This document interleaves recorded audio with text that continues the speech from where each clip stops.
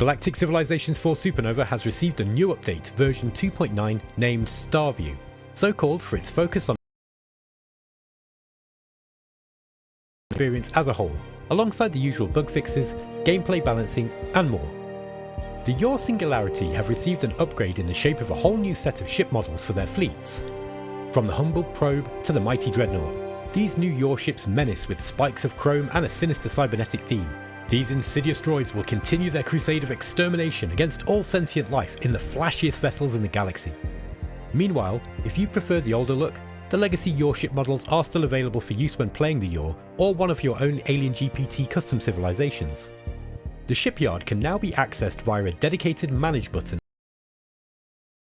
Once you're there, the shipyard screen displays the design it is building within the actual shipyard you're examining on the map, showing nearby map entities and the occasional passing ship too. Your magnificent ship designs are now beautifully framed against the backdrop of the galaxy around them, and we think this is a huge visual improvement over the presentation of the old shipyard screen. Starbases have had the same treatment, added to an upgraded layout of the user interface, which is now better designed and organised to more clearly indicate each component's function. You can now cycle through starbases here too. Furthermore, the fleet and ship UI has undergone a redesign for clarity and ease of use. The civilization policy screen has been further streamlined to ensure it's focused only on economic and domestic policy features. We'd already moved the trade routes screen out of there to its own space on the main dock in a previous patch, and now the fleet-wide automation screen joins it there too. This handy feature makes handling ship production and automatic transit a doddle, and it deserves its own button on the main dock. You'll notice too that we've replaced the fixed ratio tax system with a new tax slider, for more fine control over your civilization's tax rate. Income. It also sets the rate of your manufacturing and research too, and more fine control here will open up many more options for players as they min-max their industrial economic machine to their heart's content. Rally points are a crucial feature for managing your civilization as its size and power grows. They have utility far beyond just veteran players make great creative use of networks of rally points, along with the fleet-wide commands, to create, supply and move warfronts, raiding staging areas, setting dynamic waypoints for probe scouting missions in wartime, and more besides. You'll now find a new rally point button on the little bar to the left of the Schaefer button here at the bottom right of the screen, with a redefinable hotkey defaulted to the P key.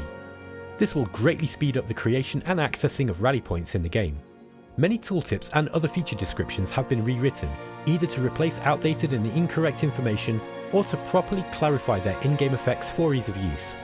Now you'll find it easier to see what everything does in gameplay terms and use that information to make smarter decisions in-game.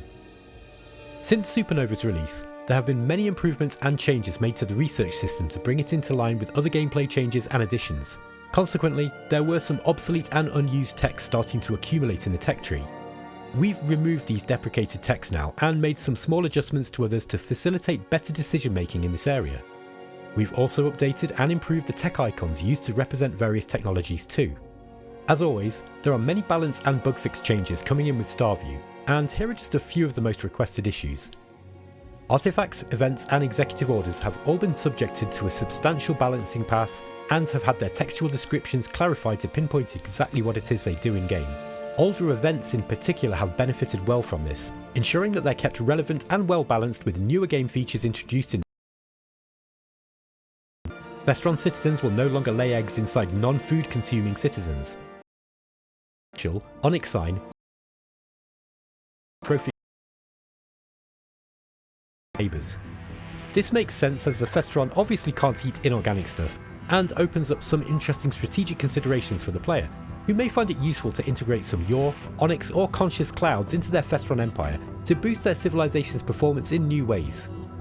We've slowed down population growth a little, and the recruitment station's excessive growth bonus has been reduced to prevent it becoming a no-brainer choice for each core world you found. It's still useful, but now there'll be other viable options to consider to fill your valuable orbital improvement slots with.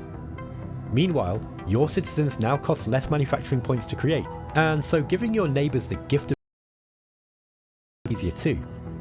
For the full list of gameplay changes and fixes, please check out the full patch notes linked in the description of this video. Galactic Civilizations is a fairly complex Space 4X series, and GalCiv 4 Supernova is no exception to this rule, with many different interlocking game mechanics and systems for you to engage with.